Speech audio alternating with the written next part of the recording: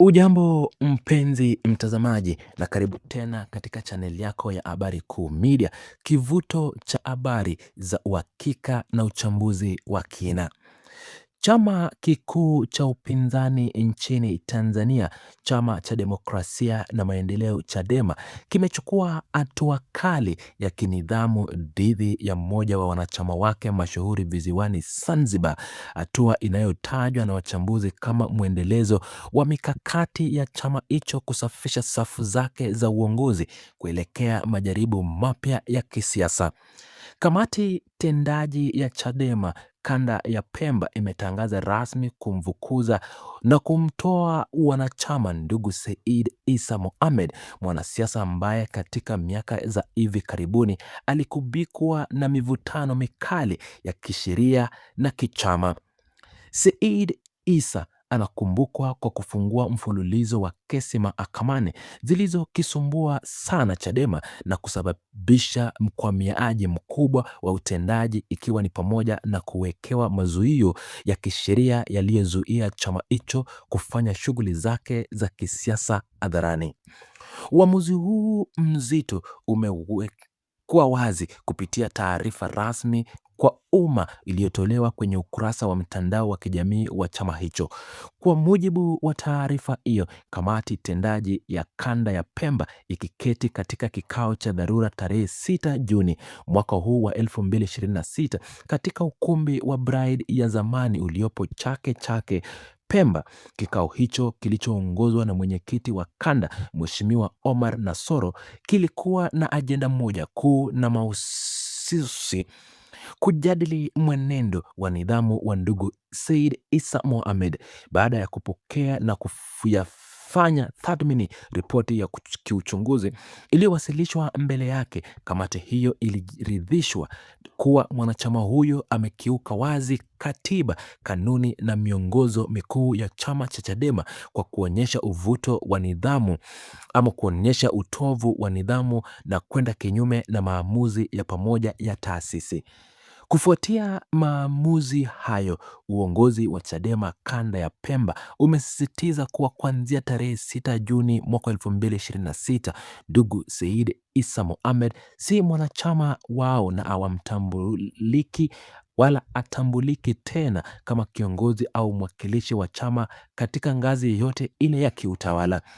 Taarifa hiyo iliyotolewa leo Jumapili tarehe 7 Juni mwaka 2026 na kuiainisha na katibu wa kanda ya Pemba Abdul Hassan imefafanua kuwa kauli, matendo na shughuli zote zitakazofanya mwanasiasa huyo kuanzia sasa zitakuwa ni mambo yake binafsi na asitahusisha au kukitafsiri chama cha Chadema kwa namna yoyote ile ya kisiasa au kisheria. Hatua hii imezua mtikizo mkubwa na mjadala mpana miongoni mwa wafuasi wa vyama vya siasa na wananchi kwa ujumla kwenye majukwaa mbalimbali ya kidijitali, ikionyesha hisia mseto juu ya mustakabali wa utawala bora ndani ya vyama vya upinzani. Kwa upande mmoja, kundi kubwa la wafuasi wa Chadema lilipongeza uamuzi huo, likiutaja kama hatua muhimu na ya kijasiri kwa kulinda nidhamu na mshikamano wa taasisi.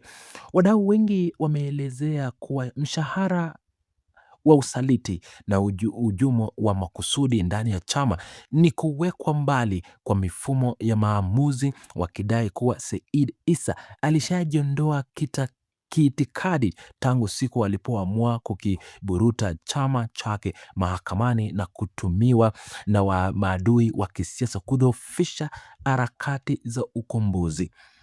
Kwa upande mwingine, uamuzi huu umepokelewa kwa dhanathari na shutuma kutoka kwa watetezi wa demokrasia na uhuru wa maoni.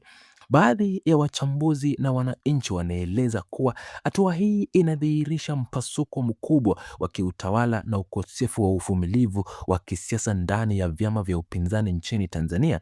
Inahojiwa kuwa wakati vyama vya upinzani vikishinda usiku na mchana vikidai utawala bora, haki sawa na demokrasia kutoka kwa serikali kuu, vinashindwa kuonyesha mifano hiyo kwa vitendo ndani ya nyumba zao kwa kukimbilia kufukuzwa na kufukuza wanachama pindi wanapotofautiana kimtazamo ama kutofautiana kimtazamo na kutoa maoni mbadala.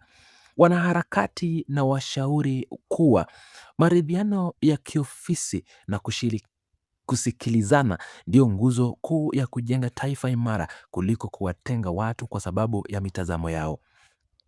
Suala hili linaacha maswali mengi ya kimkakati kuhusu mwelekeo wa kisiasa ya visiwani Zanzibar na Pemba, ambapo upinzani umekuwa ukipitia mawimbi makubwa ya kiitikadi na kiutawala. Wachambuzi wa siasa wa kimataifa wanaona kuwa msimamo dhabiti wa kinidhamu unahitaji busara mkubwa ili usifuruge umoja wa wanachama wa kawaida na kuleta taswira ya ubaguzi wa kimaoni, jambo linaloweza kudhoofisha nguvu za ushindani kuelekea chaguzi na michakato mbalimbali ya kitaifa inayofanyika hivi sasa nchini Tanzania. Licha ya mivutano hiyo, sauti za wananchi wengi zinasisitiza kwa utofauti wa vyama usiondoe misingi ya uzalendo na kwamba jukumu la kulinda amani na utulivu wa nchi ni ya Watanzania wote kwa pamoja. Sisi hapa Habari Kuu Media tutaendelea kufuatilia kwa ukaribu na hali ya juu athari za kidiplomasia na kisiasa za uamuzi huku kule Pemba na kuona kwamba Said Mohamed atachukua hatua zozote za kisheria kujibu mapigo dhidi ya chama cha Chadema. Mpenzi mtazamaji wa Nguvu za Habari Kuu Media, una mtazamo gani juu ya uamuzi huu wa Chadema kumfukuza kabisa Said Isa Mohamed kwa tuhuma za utovu wa nidhamu na usaliti?